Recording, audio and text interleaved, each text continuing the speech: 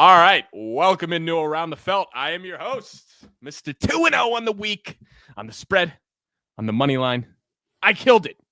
Here with my co-host, Mr. Colin Tong. How we doing, Mr.? I'm doing well, but I don't get an intro like you. I also went 2-0 against the spread on the money line. We had the same picks. I thought you took Washington spread. No. I took Philly. All right, said you're here to hear first. I was rooting for the Commanders, rooting for the Bills. Pick the Eagles, pick the Chiefs.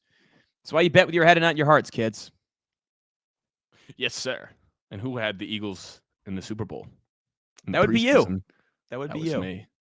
Wow. Who had the Chiefs in the Super Bowl? That would be me. I mean, that's chalky, but whatever. You know what? You were Eagles right, though. Chalk as well. No, I would not say so. I would say, most people coming into the season did not have them. I believe they came in at like 4th or 5th. So no, I wouldn't call that chalky. I'd call that dangerous. I'd call that living on the motherfucking edge. Whatever you say, my friend. Whatever helps you sleep at night. But we got some news, a lot of head coaching news. Obviously, we'll get into both of the games that happened just yesterday. But Liam Cohen backtracks and does end up taking the Jaguars job. When we recorded last week, Reagan, on Wednesday, it was when Liam Cohen took his name out of the hat. And then on Thursday, things took a turn after Trent Baalke was fired. And you posed the question, hey, does Liam Cohen reconsider now? Well, Shad Khan called him up, flew him out to Jacksonville. He was not answering his phone with anyone from Tampa Bay, and he ultimately takes the Jags job. Apparently, he's getting paid Ben Johnson money, which sounds like it's at least $10 million a year, which is a pretty substantial offer for Liam Cohen. He did have some interesting moments in his press conference today. So maybe some PTSD for you, Reagan, with Adam Gase. Some similar moments. Yeah. Bro, he was making some crazy faces. So right away, yeah, Jaguars fans, you're fucked. Just it's over. It's over before it even started. Yeah, I mean, I'll just move on. No, it is. No, it is. In all seriousness. No, it is. Mind. I mean, let's see if he's finally the one that could take Trevor Lawrence to that next level. He's not. I mean, you should just know right away. Like, let's not beat around the bush and make excuses. This is one of those moments where you look at it and you're like, you joke around and you're like, no, we actually were right. This guy was making weird faces and we're like, Adam Gase 2.0. Probably is Adam Gase 2.0. Let's not try to be like, you know what? Because he will be. He will be. But now, Jaguars fans, you got yourself a bug-eyed maniac. But it is funny as fuck. And what did I say? What did I tell you? I said, if they got rid of Baalke, I wouldn't be surprised if Cohen re-entered the picture. And you were like, you think? And I was like, yeah, dude. And sure enough, what happened? Well, it was the next day. It was literally the next day. Within 24 hours, boom, he's the head coach of the Jags. And I think that kind of showed, Ben Johnson probably passed on the job for the same reason. He was like, dude, I don't want to come into this situation with this GM. Yeah. And Liam Cohen, the same thing. But that's going to be an interesting Florida rivalry. I don't know if the Jaguars and Bucks play, but, when they play next, that's definitely going to have some animosity. Liam Cohen leaving in the fashion he did, where he did sign the extension to be the highest. No, he didn't sign it. He didn't sign it. Was offered and he agreed to take it verbally, and he was going to come in and sign it, but he never put pen to paper, and that's when Shad Khan called, and then he started ghosting the Tampa Bay franchise, which is interesting. You don't want to burn bridges, right? And, I don't know how pissed they are in Tampa Bay, but I'd imagine after offering that extension and thinking they're going to have him back for 24 hours, some hurt feelings over there. This is a sign. Just saying. Just saying for you Gatorade bettors out there. I'm just telling you on a Tuesday morning when you're listening on your car ride. For those of you not listening, clear Gatorade, Glacier Cherry. Glacier Cherry. A little bit, baby. Yeah. And speaking of that, I mean, I know, the Eagles and Chiefs both made it, but it's like, damn, man, just follow the money. Just follow the money. Yeah, you are right. Moving on, the Raiders hired Pete Carroll. He will be the oldest coach in NFL history, teaming up with Tom Brady over there in Vegas. I'm not going to lie. I love the hire for the Raiders. Yeah. I know Pete's old, but he's never lacked energy. That's for sure. And I think he's going to rejuvenate this team.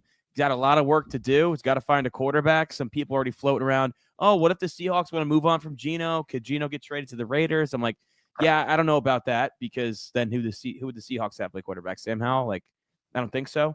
But Pete's got to find his quarterback. A lot of work to do with this roster, but I love the hire for the Raiders. Yeah, and I believe, if I'm not mistaken, this is his 4th NFL head coaching job. So that's got to be close to a record, right? Like, to coach 4 different teams. I mean, not many guys get that many. I mean, I don't know for certain, and this is just me, talking a little casual talk right now, but I mean, I can't think of anyone off the top of my head that has had more head coaching jobs. I mean, there might be someone tied, but I can't imagine there's got to have 5. There might be someone way back in the day that we just don't even know. Bounced around. But in recent memory, it's Dave, like, can you look that up if you're listening? You can't find anyone in recent memory, because, I mean, Pete Carroll's the oldest coach in NFL history for a reason. Yeah, isn't that crazy? He's been successful, right? If you're not successful, you don't have a second opportunity. Even if you do, a third, most likely not, right? Yeah. Yeah, I mean, he's 170 and 120 and 1. So obviously he's done a lot of winning football. I mean, he's almost got a 600 winning percentage. So I like the hire. I think it's more of a culture changer. It's only a 3-year deal, so he's a guy that'll come in, try to turn around the ship, in a 3-year span, and then I could see them bringing in a younger coach after he really like shifts the franchise's direction and steps in. 100%. Similar to, and I know it's basketball, but similar to what Mark Davis did with the Warriors, or not Mark Davis. Why am I blanking out? Who was in before Steve Kerr? Whoever was in before Steve Mark Kerr. Jackson. Mark Jackson, yes.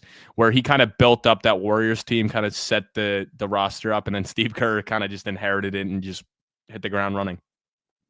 You see a similar thing here? You think too? He's going to set the culture. The Raiders are going to be right there, and then in 4 years, someone's going to come in, and there you go. The Raiders are winning titles.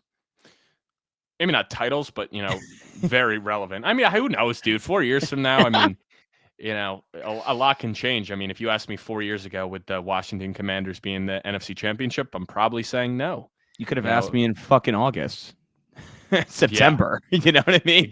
Yeah. No, and that's exactly it. I mean, it's such a season by season league. So that is, it absolutely is. The Cowboys hire from within. Promote offensive coordinator Brian Schottenheimer to head coach.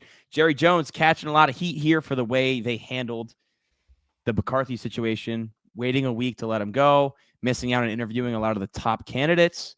Clearly, Jerry knew he had something within, and he wanted to.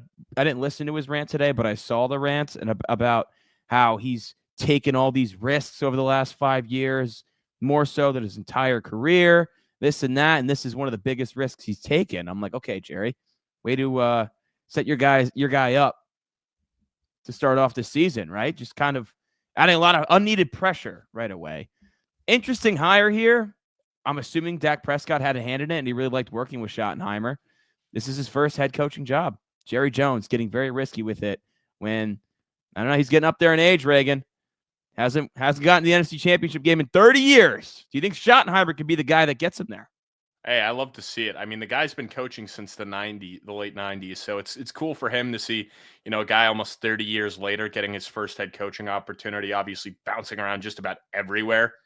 So that's great to see. He's been an OC for a lot of teams, and had high offensive roles. And I believe, yeah, and obviously, he's the son of Marty Schottenheimer, who was, a very good head coach. Yeah. So, it's great. It's great. It's great. I'm just interested. It's very interesting. I kind of thought they were going to wait for Kellen Moore, but maybe that was a smokescreen. I still feel like Mike McCarthy may get picked up by the Saints too, talking about him, but unexpected. But if he's anything like his dad, who did a lot of winning as a coach, then, the Cowboys are going to be in a good place, or a similar place, because I guess his dad never won a Super Bowl, but, he at least won a coach of the year. There you go. I mean, hey, McCarthy had 3 12-win seasons, and then obviously this past year, losing Dak, they didn't get there, but actually, I apologize. He won a UFL championship. Oh, there you go. Don't disrespect him. That's a ring. Yeah, I disrespected Pops.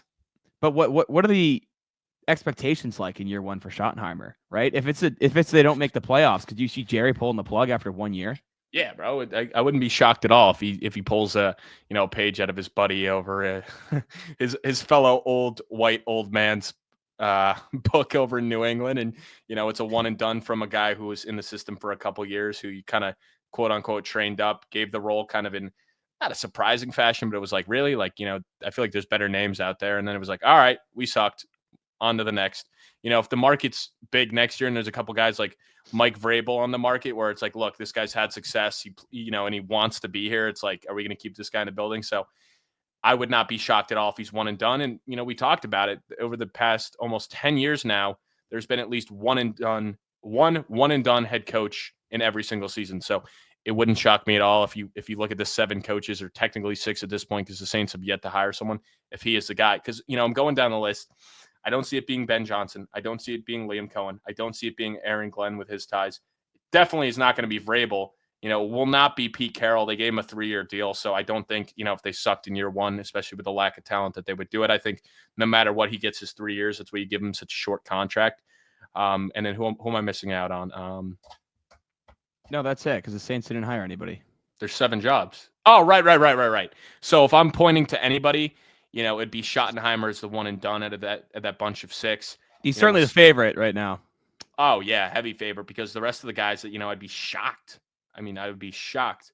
Maybe you could look at the Jaguars situation, just because it's like they don't have a terrible roster, and it's like, if you really can't figure out Trevor Lawrence and he makes no improvements, maybe they move on again. But I know, and it'll be interesting to see what the Saints do, because that job's not pretty either. The cap hell they're in, and the lack of talent, I guess, or direction. I agree with you. Robert Saleh, your boy, officially back with the Niners, the DC, Reagan. Your thoughts here? Your boy back in San Francisco. Not my boy. Definitely not my boy. I do not claim him as my boy. Thanks for absolutely nothing as their coach, just adding to the misery. So, 49ers definitely got a good DC. I'm not going to take it away from him in that aspect. He's definitely a good defensive coach, but, not head coach material. I don't care what any of you outsiders of the organization want to say. Like, you shouldn't have got rid of him. It all went downhill. Yeah, it went downhill, but guess what? He's a guy who had the culture there, and the culture just kept going downhill. So, this season was a flop, and I blame him for it, and never any success. But from a San Francisco thing, you should be happy. You look back at when they were making the Super Bowl and very relevant before some of these injuries. He was really the guy that built it. And then obviously DeMeco Ryans came in after him and continued the success. But I would say the biggest reason for, the recent success of the 49ers defense is because of Saleh. Yeah, I would agree with that. And I think if Saleh gets this defense back to that elite level that they have been the past 5 years, this year they were not as good defensively. They're okay. Right. But you expect just that dominating 49ers defense, like, getting to a Super Bowl when they had Alex Smith, and then they had guys that just weren't elite quarterbacks. They could get there because of the talent they had in their defense. If Saleh gets this defense firing on all cylinders, the Niners are back in contention next season. I think Robert Saleh is going to be a hot head coaching name next offseason. Yeah, I agree on that. He already was like one of the hot head coaching names, and maybe he could have even taken the Saints job, but he's probably like, no, I don't want to. I'm going to hold out, take a DC job, and play my cards. But a lot of teams were looking at him. He was getting a lot of interviews, so I 100% think he'll get a second opportunity, especially after he turns around that defense, because I think the 49ers as a whole will be a playoff team next year. If I'm betting on them either way next year, I'm not going to count out the Niners. I think they're a team that'll really be able to turn it around in 2025. Yeah, I would agree with you 100%. Like, I would say, like, on paper, they're a better team than Seattle, who won 10 games this year. They're certainly better than Arizona. And you can argue going into next season on paper, they might be better than the Rams. We don't know where Matthew Stafford is going to be. He's contemplating retirement. We don't know if Cooper Kupp's going to be in the building. So it might be a bit of a retool for the Rams, but I still expect the Rams to be very competitive. So top of the division should be interesting. Moving on. Last piece of news today. Texans fire OC Bobby Slowik. And this is kind of significant because after last year, when CJ Stroud had arguably the best rookie quarterback season ever, since surpassed by Jaden Daniels, but they made the playoffs. They won a playoff game. Bobby Slowik, this young offensive mind, getting a lot of love for potentially being a head coach. And now, a year later, after they won a playoff game, he's out of a job. However, The offense was not nearly as good as it was last season. The passing game as an entirety was not nearly as good. You could point to injuries here and there, absolutely, but CJ Stroud was better as a rookie than he was this past season.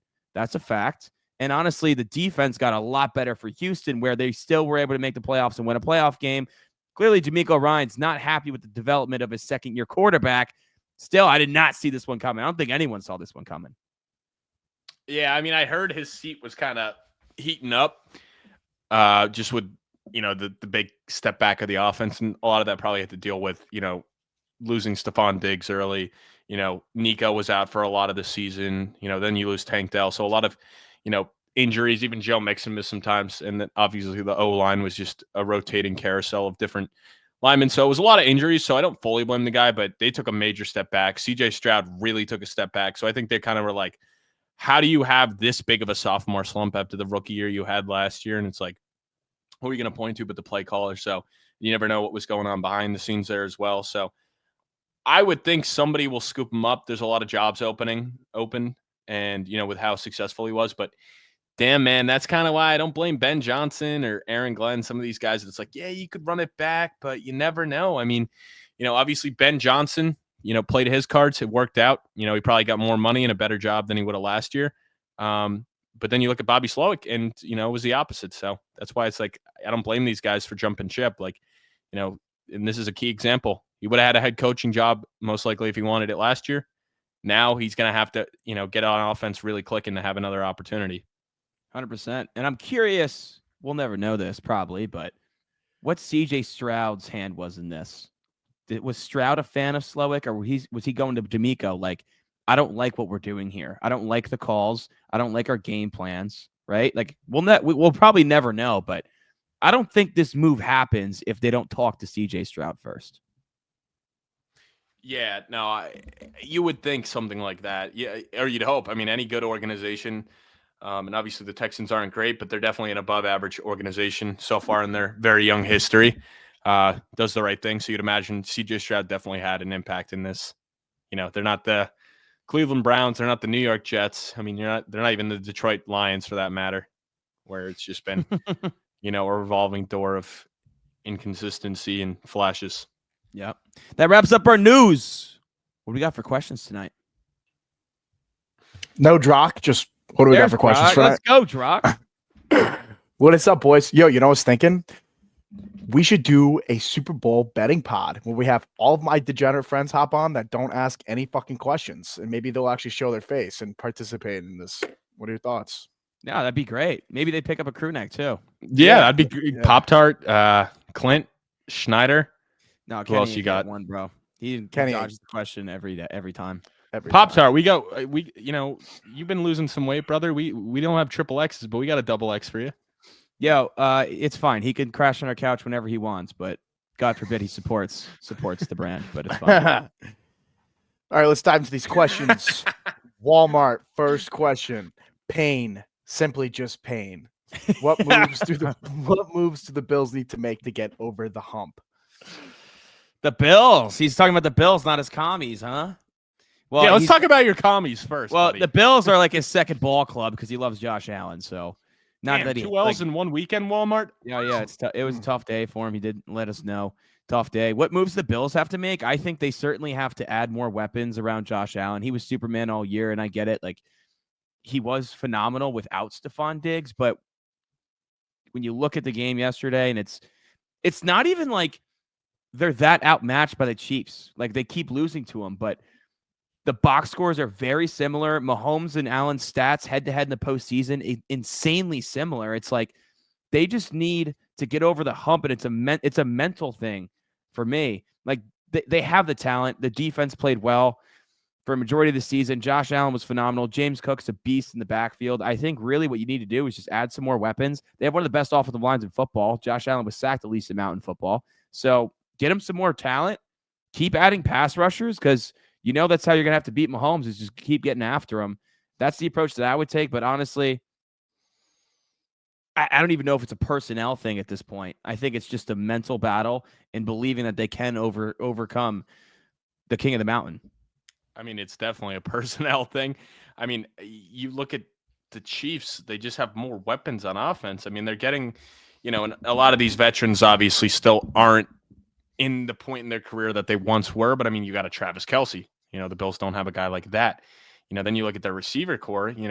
Obviously DeAndre Hopkins is not what he was, but he's still a proven veteran that you can go to. I mean, they didn't even have Rashid Rice in this game. Like, looking at him, he's a guy that's probably a top 25 receiver when healthy. I mean, Worthy's really starting to pan out. You can see his development's great. Even Juju Smith-Schuster had some big catches in Hollywood Brown. So it's just like, they bring in all these different pieces and stuff and try to figure out ways. And obviously Mahomes is another level. But I look on the defensive side of the ball too. It's like, you just got to figure out a way. I don't know what it is because, Matt Milano was healthy, and I get it. They're dealing with injuries, but I would say, at this point, maybe you can't keep up with them on offense. So one of these years, you just got to keep investing in the defense and be like, look, the defense has to go out and win us because clearly, the offense hasn't been able to get past the Chiefs. So maybe it's time to readjust and be, put all your focus in the defense and be like, look, Josh can get us through on offense, but defensively, we need to figure out ways to stop Mahomes because he always seems to just do enough to get him past it.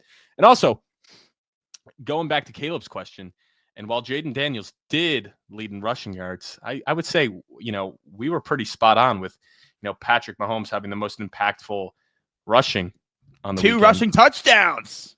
Yes, and 43 yards rushing. So I'm really pissed at myself for not clipping that because, that would have been a really good clip, a really good call because I'm sure we would have got a lot of, casuals in the chat giving us some shit. But, boy, that seemed like a good call because some very, very impactful runs. And I would say, ultimately that is the X factor that decided the game was the Bills' inability to stop Patrick Mahomes from scrambling. Yeah, my counter to some of your points being how they can't keep up offensively. No, they have kept up offensively. Josh Allen, 9 touchdowns to 1 pick. Mahomes, 9 touchdowns, 0 picks when they face each other in the postseason. The points scored. It's like the Chiefs have scored 5 more points than the Bills. It's like it's a matter of closing out games, which goes down to coaching and also players executing in those clutch moments. But I would agree with you where, I think they need more juice on defense, particularly in the pass rushing department. That's what I'm saying, bro. If they get more juice on defense, then it doesn't have to come down to Josh Allen. Like, you don't get to those moments where it's, at the end of the game, because then they can play the brand of football that worked out for them so well all season where it's, get these leads and play great defense. But, it works on the shit teams, but it ain't going to work on Patrick Mahomes. So you need to get some more guys that don't let him be comfortable. And clearly, you have to have a better game plan because he beat you bad with the legs. Bad. Yeah, Drock should have listened to Reagan on that one. He took Josh Allen 2+ rushing touchdowns and 50 rushing yards, and both of them did not. Well, I wouldn't have told you to take Mahomes 2 times. I'm not going to toot my horn like that, brother. Well, I already looked into that one. I already looked into for the Super Bowl as plus 2,800. So just maybe we'll talk about that on the Super Bowl. Bro, it was Super probably Bowl like betting pod. I would guess it would have been like double that or triple that before this game. It's probably like been way pushed down after this game, but I would have guessed you would have gotten crazy odds for this one. Yeah. All right. Second question for Walmart. Has your top 5 dynasty quarterbacks altered over this year, and who are they? Well, I think Jaden is one now. You're going to put him 1 over Josh Allen? And over Lamar Jackson? No.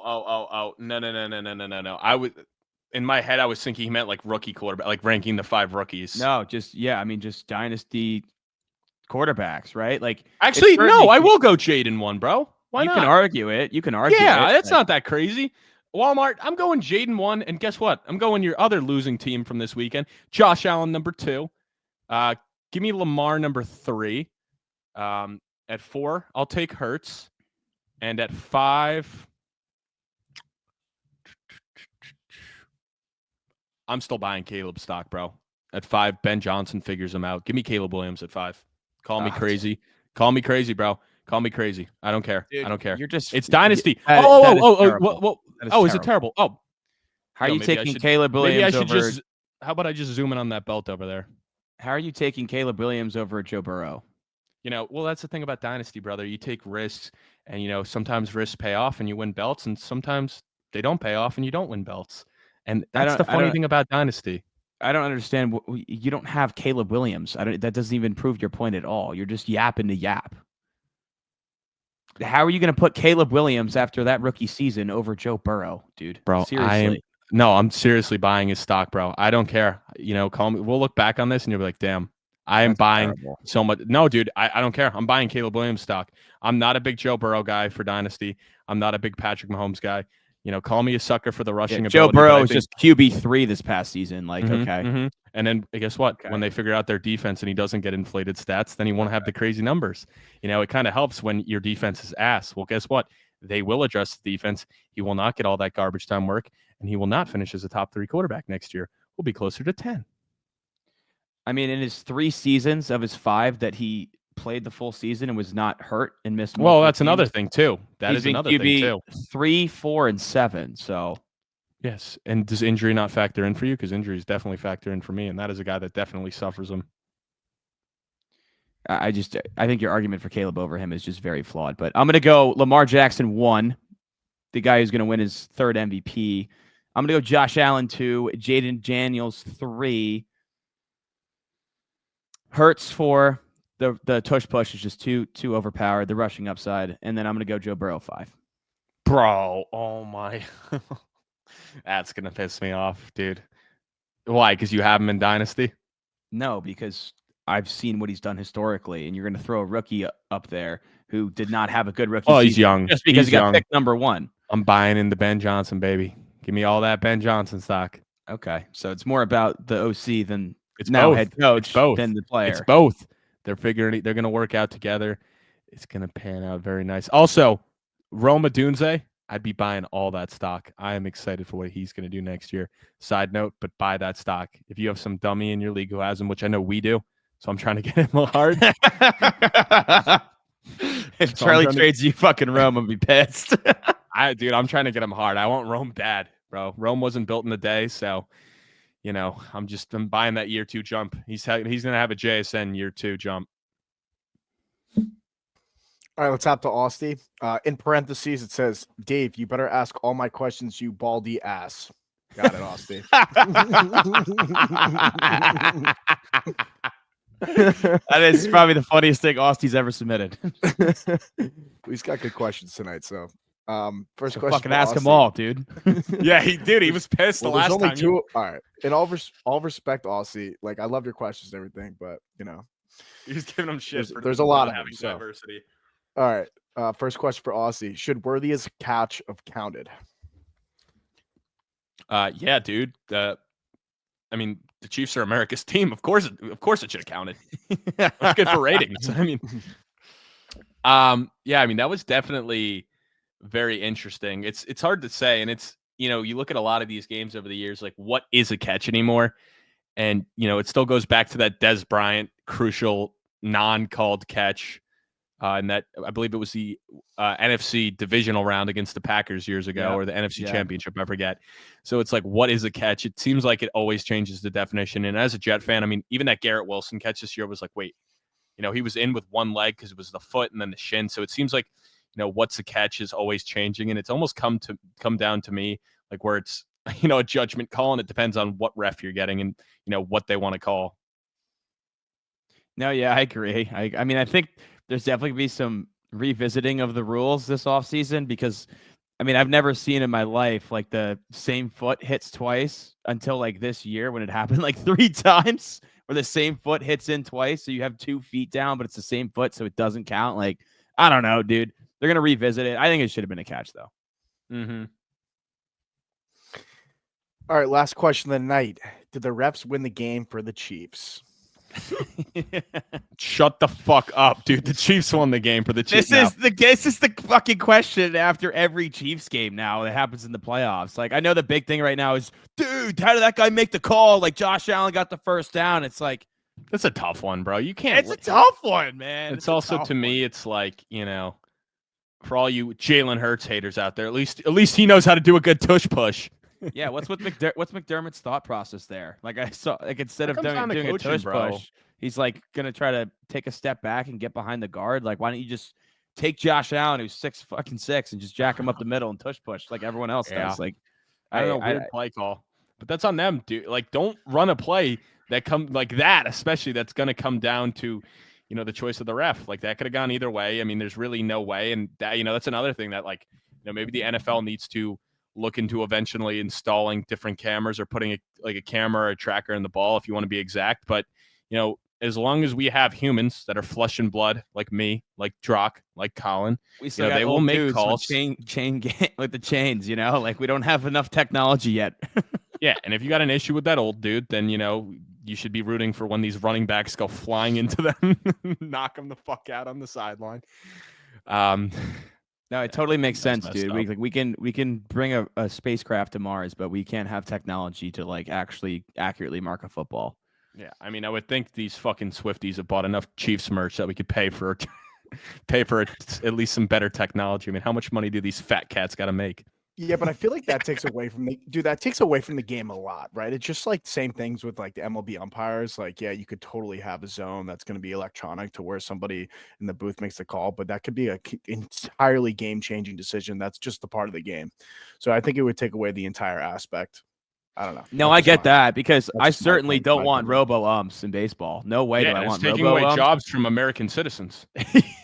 Hard-working jobs. American jobs. I mean, think about it. That's in the MLB, that's 16 jobs, and you add in all the colleges. That's a lot of, well, I guess college wouldn't be there, but in the MLB, 32 teams. That's 16 umpires. Baseball has 30 teams, dude. Well, this is a football podcast, so fuck that. But in the NFL, I mean, what do they got? They got like 4 or 5 guys. So you're taking away a lot of jobs. No, I'm not saying no, kids I'm not saying hungry. Get rid of referees. I'm saying, okay. Like, why is there not like a technology like a laser or something where like why is it still chains and we got 2 old men jogging out in the field to stretch out a chain? You know what I mean? Like I think there's a better way to young athletic guy maybe. No, that's nothing to do with it. I think there's just a better way. I don't know. Maybe that's how we get rich, Reagan. We figure out the way the NFL. Well, what would you suggest, like hypothetically? Well, I think you could have like trackers in the ball, and then when you have the chains, it's like electronic, so it like knows when the ball crosses it. You know what I mean? Where it's like not really. Like so who's designing this exactly? Like that's someone that's getting like someone that understands technology better than I do. So maybe we go to like Top Golf, the guys who have like the simulators and the golf balls, like the trackers, maybe something like that. So maybe the NFL could partner up with like a Top Golf company, and then maybe because then when you do those like QB sneaks and those tush pushes or even like runs right like up the middle and it's just a big fucking pile of dudes going at each other, like no one knows where the ball is there. You could have called them short, you could have given them a first down. Like you don't know where the ball is. It's hard from a ref all the way in the sideline to see that. Yeah, and I would say another easy solution is don't leave it up to the refs. Just don't do it. On 4th down, like don't leave it up to the refs. Yeah. Don't get the 4th down. Yeah. Convert on 3rd down, and it's not an issue. So that's my kickback to that. And it goes both ways. But I agree with that. Dave, what would you do? What would you do, Dave? I'm sorry, Drock. What would you do? Thank you. I'm waiting for my cue tonight. You boys are off, dude. I don't know.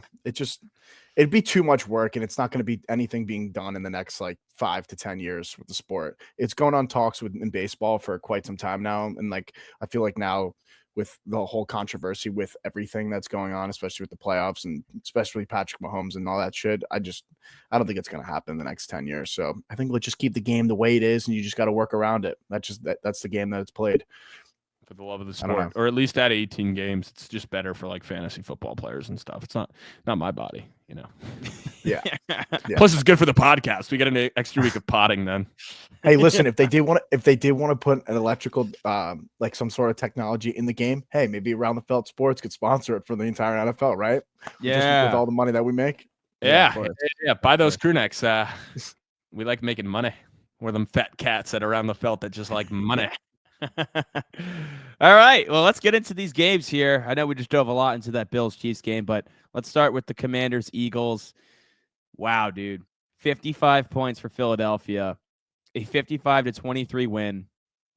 And it looks like, at half, like Commanders got a field goal before half. Like they were kind of in this thing a little bit, but in the second half, they just didn't have it. Philadelphia took over, 21 unanswered in the fourth quarter. Unbelievable. 7 rushing touchdowns. I believe tied a postseason record, if not set the postseason record. Hurts had 3 of them. He only had 10 carries for 16 yards, but he had 3 touchdowns. Barkley, of course, 15 carries for 118 and 3 touchdowns. Know a lot of bettors are probably pissed with the line at 129.5, and it looked like he was going to get it when his first carry, it was a 60-yard touchdown. But hey, Will Shipley got some carries at the end of the game, had his 57-yard run, also punched one in for his first career touchdown. Crazy, dude. And then on the receiving side, hey, you can score 55 points when you do the same exact thing you've done on the ground all season long, but then you got A.J. Brown going for 96 and a touchdown. Goddard going for 85. He stays hot. I think I'm definitely taking Goddard yards again in the Super Bowl. It just keeps doing me well through this postseason. But what a performance from that Philadelphia offense. But their defense also played really well, particularly in the run game. Brian Robinson stuffed. Jaden did have 6 for 48 and a touchdown, but yeah, they just didn't have enough firepower here. And receiving wise, like, yeah, Terry did score that 36-yard touchdown. That was sick. He did better than the last time they played in Philadelphia, more than one catch for 10 yards. He had 51 in this one, but Zach Ertz, revenge game here, 11 for 104 on 16 targets. So clearly Philadelphia's game plan was don't let the Commanders beat us deep, keep everything underneath, and that's what happened here. Commanders, ultimately, their defense let them down here. Let's be honest. We knew their biggest struggle coming to this game was their run defense. And Bobby Wagner said before the game, we have to stop Saquon all day. Well, you didn't stop him at any point of the day. Let's be honest here. What a terrible performance from that Commanders defense. And I think going to the offseason, it's pretty clear they need to do a couple things. One, get another weapon for Jaden Daniels. And two, get as much talent on this defensive line as you can. Yeah, and I will say, fly, Eagles, fly on the road to victory. Fight, Eagles, fight. I hate this. You want to sing along? Score a touchdown, 1, 2, 3. Hit them low, hit them high. Hop in whenever you want. Drock or Colin, and watch our Eagles fly. Fly, Eagles, fly on the road to victories. EALGLES, however the mayor spells it. Eagles. Dude, shut the fuck up and fuck Saquon Barkley, man. Hey, you know what would have been sick, guys? You know what would have been a sick variance play would be to take his under rushing yards. I think it was like 130, whatever it closed off at, and take him 3+ touchdowns, dude. Like that would have been a sick variance play. Yeah, for all you gamblers out there. I don't know who's got the nuts like that. Hey, around the felt does. Yeah, dude. I mean, these guys, this was my team to win the Super Bowl before the playoffs started. Some of our teams are out, some of our teams are in, and my team is in. And, these guys just dominated. I mean, they really showed why it is tough to beat a team 3 times. I know, and obviously it worked out well, in my opinion, that they didn't win that second time around because, it may have been closer. But, Philadelphia really showed why they were the better team. And Jaden did play great. Like, he didn't turn the ball over till the end. And by the end, it was over. But it really came down to the turnover battle. And when you win it 4-0, it's going to be a good thing. And it was kind of why the Commanders were able to win last week, because they won the turnover battle 5-0. But it just shows you that, that Detroit defense was very banged up. This Philly defense was very healthy, very good. And they were able to expose. That's the word I'm looking for. Fuck. They were really able to expose, the lack of talent on that Washington offense. And don't get me wrong, Jaden's a beast. Brian Robinson is okay. Eckler is okay. It would be nice if they got true bell cow. I don't think they'll address it in the draft. And I don't think there's anyone in free agency. I don't know if Aaron Jones, who seems to be the top name this year, is better than that. It's a bad free agency class. It's a bad free agency class. I think you got to address it in the draft, deep draft. Yeah. But McLaurin obviously is sick. But outside of that, I'd love to see Ben Sinnott get a bigger role next year. But they got to figure out how to, get Jaden some more weapons. On the Eagles side of things, hey, Jalen Hurts balled out, had a great game. It really silenced the haters. And how about that? A record 55 points in a championship game. I mean, holy shit. Also, a little Will Shipley stat. He had 82 rushing yards in the regular season, 77 in this game. I mean, that's pretty crazy. I know it was obviously inflated because he had the one big run, but still, it's pretty crazy that he almost. Also, he still punched it in, but he got hawked. You know what I saw? And, DK, our DK probably knows this about what the other DK was doing. but they do like a little touchdown thing where it's king of the end zone or something. Mm-hmm. And you just got to throw $5 on some guy to score anytime, and whoever has the longest touchdown in that game wins. Yep. So if Will Shipley scored that touchdown, and then they split the pot with people that pick it. Right? Yes, this pot would have been split. And I think it's like $1 million in bonus bets. There were like 66 people. If Will Shipley scores that touchdown, they would have all gotten $37,000 bonus bet. Imagine having a $37,000. You can't split it up either at your disposal for the Super Bowl. You got to throw a $37,000 bet in the Super Bowl. That would can't split it up. Yeah, I'm hedging. I'm gonna take both lines. Just 2 even lines. And that's a lie. I probably take, I love talking about, we were talking about this the other day. If you hit the lottery, this would be like kind of us in the lottery. I would take like $20K of that, take 10, put it on. You can't split it. You can't split it. It's one bet. You could, it's one bet? Yeah. It's one bet, right, Reagan? One bet? Yeah. That's why they do that, bro. First touchdown score. Whatever the wheel is. Whatever the wheel is. Now, you guys will make another video and be like, around the Felt's giving one Felter $200. Around the Felt's feeling very generous. If this bet hits, you get a crew neck on us. There you go. Just make $1 million off the first touchdown. Be like, guess what? The first touchdown hit, and we're feeling generous. Crew neck for one Felter that reposts on their story. That's crazy too, because Barkley's touchdown was 60 yards and Shipley's run was 57. He got hawked at I think it was the 4 or the 5. No, so I saw by a post. a yard. He would have. Yeah, I saw the post because they posted about it on their social saying that. So I just thought that was interesting. It was good to see AJ Brown. He had a hell of a game, 6 for 96 with 1 touchdown. I think he's actually, a sneaky candidate to win the MVP of the Super Bowl. I think he's just due for one of his big breakout games. I think Spagnuolo's going to really try to take the run game out of it. So, we may see Jalen Hurts more as a passer in this game like we saw 2 years ago. And guess what? If that happens, AJ Brown will rise to the occasion. Also, shout out our bro, Steph. She did the little AJ Brown video that went viral. Shout out to her getting on our arch rivals TikTok, Barstool Sports.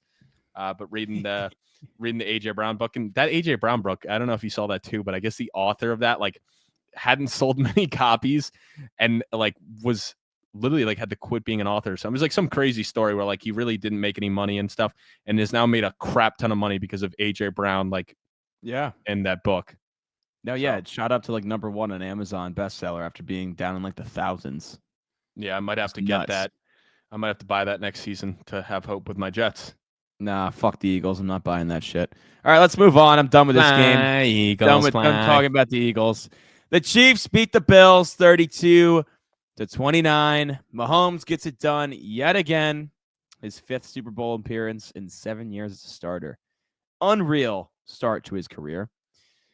Mahomes was phenomenal. 18 of 26, 245, and a touchdown. Also added 43 yards and 2 touchdowns on the ground. Kareem Hunt scored the first touchdown, of course, because everyone wants to talk about Isiah Pacheco. Well, Kareem Hunt had 17 for 64 in the touchdown.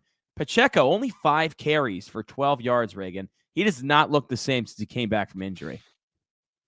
Yeah, no, he does not. But Kareem Hunt, he looked good. He looks solid, dude. I don't think it matters if Pacheco's there or not. You know what I mean? Also, it's kind of funny, and it's a little side note, but on the broadcast, and I kind of forgot. Mahomes and Hunt came in at the same time, and it's crazy to think about that, but they were both rookies the same year. Oh, I didn't even realize that. And Kareem Hunt broke out his rookie year with Alex Smith on that Monday night game, or that Sunday, whatever it was. No, it was a Thursday night football opening night, and he had that breakout performance against the Patriots, and Alex Smith was the quarterback. So that's why you kind of forget they're the same draft class, because Mahomes, only played 1 game his rookie year. But they said that on the broadcast, and I was like, damn, I feel like a lot of people don't realize that. But also, Kareem Hunt is 29. He's been around for a while and, had his kicking incident. But yeah, I mean, fucking dude, Pacheco only getting 5 carries here. He just doesn't look healthy. It'll be interesting next offseason to see. I know he is an older back in the sense that he's 25, still young for an NFL standards, but obviously came into the draft a little bit older. So this offseason will be very telling. But it did seem like he pushed his timeline to come back sooner than he was supposed to, and I didn't really understand it because I was like, look, this team's really in control to get the 1 seed. Why would you not just sit him out until he is 100%? And clearly it's having some after effects. He lost his job to Hunt, who was struggling to find a roster spot this year. You know what I mean? Like, and he did not look very good last year. So, yeah, and I would imagine, because I know Kareem Hunt is only on a 1-year deal. I'd imagine whether it's with the Chiefs or somebody else, like somebody's going to give him, a nice contract this season. I would think he's played well enough to get an opportunity to at least be the backup on a team for, a multi-year deal. Yeah. Receiving wise, Xavier Worthy, leading receiver yet again for this Chiefs team, 6 for 85 and a touchdown. And he said, hey, that's what they get for passing on me in the draft, talking about the Bills. A little interesting there. It happened on draft night. Everyone's like, how do you let the Chiefs get this guy? And hey, for the first half of the season, he was kind of used more of a gadget player, but he's really developed nicely for Patrick Mahomes in this offense. Yeah. Yeah, I know. Isn't that funny that, he was the leading receiver and, a major factor in the reason why Buffalo lost this game. I mean, 6 for 85 and 1, and you gave the Chiefs this guy. You have nobody else to blame for them getting this guy. And Keon Coleman had 1 catch for 12 yards on the flip side of that coin. Yes. So that's got to sting for Buffalo. We didn't talk about that earlier, but that hurts, man. That hurts because absolutely you gave them the guy at the end of the day. You gave them the ability to trade up. I'm not saying Buffalo had to take Worthy, but you may have sat there and somebody else may have come up and taken Worthy, or you allowed it to happen. So nobody else to blame but yourselves. Juju had 2 for 60 yards. Hey, Juju making some plays. Hollywood 3 for 35. Kelsey non-existent here, 2 for 19, but it didn't matter, dude. D-Hop 1 for 11. Like, Mahomes just spreading the ball around here outside of Worthy. And really, Juju had 2 catches, but 60 yards there. 2 big catches, yeah. 230. 2 big catches. 30-yarders. For the Bills, Josh Allen, he played a great game. He did fumble the ball 3 times, but they recovered all 3. So there's that. But he had 237 passing yards, 2 touchdowns. Not as dominant in the ground, had 11 for 39. James Cook was great, though, 13 for 85, 2 touchdowns. He's a touchdown machine. I don't think there's any way he scores as many touchdowns next year as he did this year, because I think they're going to have some more help. And usually you regress a little bit in the touchdowns, but dude was a touchdown machine this year. Leading receiver for the Bills, of course, Mac Hollins, 3 for 73 and a touchdown. Pretty spread out outside of that. Cook had 49, Shakir 46, Cooper 33, but, Kincaid struggled, 2 for 13. Obviously, that drop at the end, he's catching a lot of heat right now. Would have been an unreal play out of Josh Allen and both Kincaid. That's not an easy play to make, but, tough one for the Bills, man. Honestly, I feel for Bills fans here. Yeah, if you're blaming Kincaid, it's not like Mark Andrews, who's fumbles and then drops a very catchable 2-point conversion. And I know it's not, Josh Allen gave him a chance. There was not much you could do there when they bring an all-out blitz. So he did give him the opportunity, but it's not like that's a ball that should. I guess you got at the end of the day. I guess it's just like Buffalo's had so many opportunities. Tough play, you gotta make go and get it. And that's what we talked about earlier. Reagan's like, what do the Bills need to do to get over the hump? It's like, just start making the plays in the clutch, man. It's not. I don't even think it's like personnel. Like you could of course upgrade your roster, but it's like at some point, man, you got to make the fucking plays if you want to be the champ. If you want to beat the champ, you know what I mean? Like that's a play that you got to make. It's not an easy one, but if you want to be playing on February 9th, that's a play that's got to be made. Yo, fire me up, bro. Fire me up, bro. It's like, bro, all these people can cry about the fucking refs. It's like, you have opportunities. Make the plays. You know what I mean? Like, yeah, you could say a ref screwed us in this play, that play, and they might seem very significant in the grand scheme of things, but you got to execute when it matters most, and you didn't do that. And I feel for Bills fans, but at the end of the day, that's just what it is. Yo, mic drop. Drop that shit. Mic drop, dude. I wish Gronk spiked that shit right now. That was awesome. Thanks, man.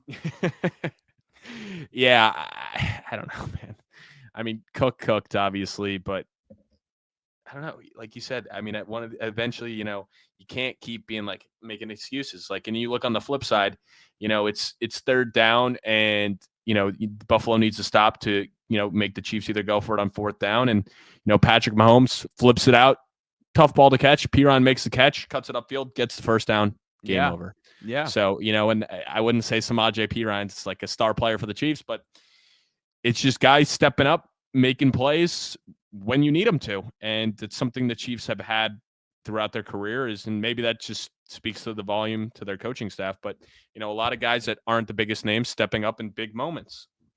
I mean, you even look on the defensive side of the ball, some of their top tacklers. I mean, they bring over Drew Tranquill. He has a big impact in this game.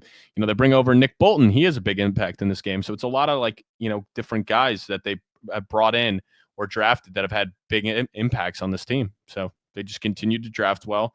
Spagnuolo continues to develop, and it almost seems like every year they have turnover on the defensive side of the ball, and they draft someone new or they sign someone new in free agency, and they slide right in. Yeah, and it's also the Chiefs, they get it done in every facet of the game. Like Nico Remigio with the 41-yard punt return. You know what I mean? They are just so well coached. They just get it done in every facet. And, I mean, everyone's praising Spagnuolo, too, with what he did. I know that the Bills scored 29 points, but, Spags has a chance to get his 5th ring here. I mean, that'd be pretty – no, I'm sorry, his 4th ring. No, his 5th ring. Yeah, it's his 5th ring. It'd be his 5th ring.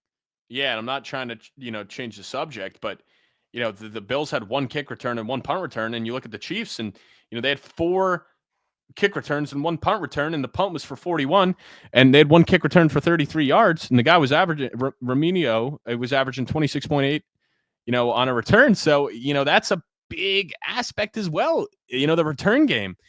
And, Tyler Bass, I talked about, how he struggled so much, and, he was a big impact last year where, he missed a big kick. And then in this one, he makes the 53-yarder, but bro, put it in the back of the end zone. Don't give him the opportunity. And so, that's another thing. The Chiefs won on all facets. And I believe they won no, they actually lost the turnover game. I think Mahomes the lost had a fumble. Yeah. The Bills that was it. Fumbled. It was 1-0. Yeah, the Bills fumbled 4 times. Yeah, I would imagine. But they didn't lose any. Yeah, I would imagine that'll change next year. I know the Bills had like one of the best historic seasons. I believe they won the turnover battle in every single game this year, if I'm not mistaken. So, I believe it. Allen didn't turn it over. He didn't get sacked, so they really didn't fumble much. Yeah, so and that sucks, man. Being a Bills fan and knowing that stat, and it's like, look, that's not something you can repeat. So it's going to be an uphill battle next year because Allen really had to be a Superman, and I hope he wins the MVP this year. If he doesn't, I would say he's kind of a lock next year to get it after this season, how he played. I would definitely feel pretty confident in saying he wins next year if he doesn't get it this year. Yeah, especially if they add some more weapons, which I think they're going to do. Yeah, at least in the draft. I mean, this seems like there's some decent wide receivers you can get in the back end of the first. So I'd like to see him do it. I mean, the running backs, you got a nice little core there, the nice 1-2-3 punch, and Davis, Johnson, and Cook. So, and the tight ends, I mean, Kincaid, bro, he's got to step up bigger. I would have thought he would have had a bigger impact. I mean, they spent a 1st-round pick on him, and he really hasn't lived up to the hype. No, he hasn't. He had 2 touchdowns this season. That's pretty disappointing because Dawson Knox has scored a lot of touchdowns in this offense, and Kincaid is certainly a better route runner and receiver out of that tight end position than Knox is. You need him to step up into that role next season. Like he was a very popular fantasy pick before the season. Yeah. Going as tight end 4, tight end 5, and just was just not even close to that. So, they do have some young guys in place that, hey, they can take those strides next year and develop into those premier players that Josh Allen needs around him. So he doesn't have to be Superman all the time. But, my biggest question is, at what point does just not getting to the Super Bowl and falling short to the same team over and over again just start to drive these guys insane? Similar like Diggs, it's that's probably a big reason why Diggs is now out of town, is the way that he dealt with those losses in the postseason. Yeah. And I mean, I was talking with my dad, and he was like, yeah, you think if they have Diggs, they win that game? I don't know. I don't think so. Cause I feel like Shakir kind of, slid right into that Diggs role very well. I mean, I know he wasn't the same level, but I feel like the drop off wasn't that far. I mean, I feel like Shakir had a very, very good season. I mean, he was 76 for 821 and 4. So the yardage wasn't there, but towards the end of the season, he really came along. So I like him long-term. He just can't be your number 1 is the issue. No, yeah, he's a nice number 2, but I think they need an alpha. And I know they just had one with Diggs, but clearly the relationship wasn't there anymore between him and Allen and the coaching staff. You need a new guy, a new number one for Josh Allen. I mean, clearly it's going to be difficult given their salary cap restraints to bring in. Like, you're not going to be able to sign T. Higgins, I don't think, unless they work some cap magic. And this isn't a dominant wide receiver class, but hey, maybe Emeka Egbuka falls to you, or I don't think Egbuka will, honestly, but maybe you move up a little bit. You get an Egbuka or a Luther Burden. You know what I mean? That could make a big impact on this offense. Yeah, I mean, after all, why do you keep they've traded back in a couple drafts now. They definitely got some picks. They could move up. I wouldn't hate it at all to go up and get, one of these premier wide receivers. And you never know how the draft will shake out. It seems like every year there's usually a wide receiver that falls, and maybe Buffalo could capitalize on that. I mean, I look back, like CeeDee Lamb fell pretty far, or farther than expected, and the Cowboys pounced on it. 17 he was, I believe. Yeah, so you never know. I mean, somebody might fall to, get into the high teens, and Buffalo could trade up and pounce on it. Absolutely. That wraps up the pod today, Reagan. Touched on both games. We got the Super Bowl 13 days away now. It's going to be a tough wait, man. We got one football game left until August/September. It's going to be tough, man. I'm already getting seasonal depression. Yep. It's going to be that dark time between, the Super Bowl and March Madness, where it's just like, what the fuck? It's like, what do I do with my nights? What do I do with my Sundays? Like go for a walk, like read a book. I don't do those things. I watch football. You take LaMelo Ball, you have a triple-double, and then get hurt at halftime. That's what happens. You're like getting desperate just to feel something, just to feel something. Hey, it would be a great time for us to announce our gaming page around the Felt Gaming. For those of you Fortnite fans out there, you Call of Duty fans out there, get that going. Maybe get some Madden streams going. Yeah, I mean that ain't me, but if someone wants to watch me win a 4th title with Western Michigan, then maybe I'll tap in. But all right, I think the people would. That finishes the pod. Thanks for tuning in. Please like and subscribe. We appreciate you. We'll catch you. Oh. Hey, one more thing. For those of you who maybe haven't seen on the social media, save the date. The Around the Felt 2nd annual golf scramble will be coming to Highbridge Hills July 12th.